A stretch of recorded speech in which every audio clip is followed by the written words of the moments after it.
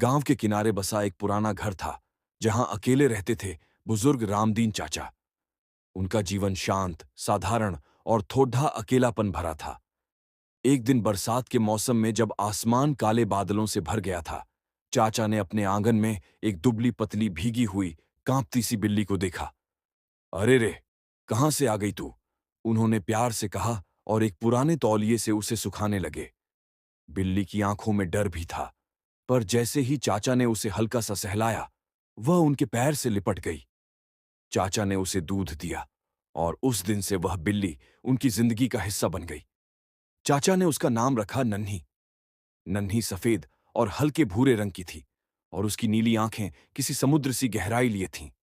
नन्ही और चाचा की दोस्ती। रामदीन चाचा सुबह सूरज निकलते ही उठते, बागवानी करते, चाय बनाते और नन्ही उनके आगे पीछे घूमती रहती।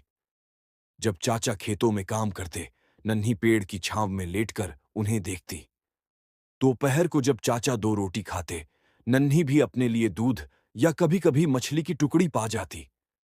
धीरे-धीरे गांव वालों को भी नन्ही की आदत हो गई थी। बच्चे जब स्कूल से लौटते तो नन्ही से खेलने रुक जाते। वह अब पूरे गांव की प्यारी बन चुकी थी। एक दिन गांव में मेला लगा।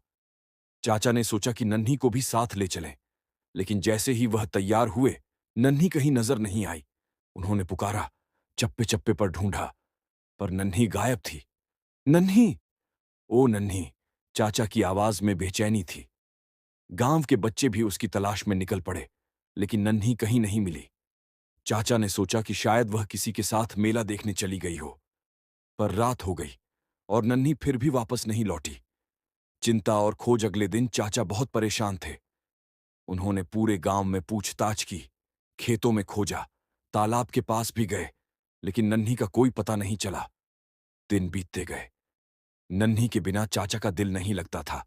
वह खाना आधा ही खाते, हर वक्त दरवाजे की तरफ देखते रहते। गांव वालों ने भी बहुत खोज की, पर कोई सुराग नहीं मिला।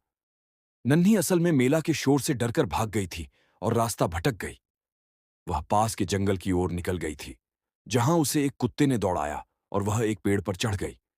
2 दिन तक वह वहीं रही, भूखी प्यासी।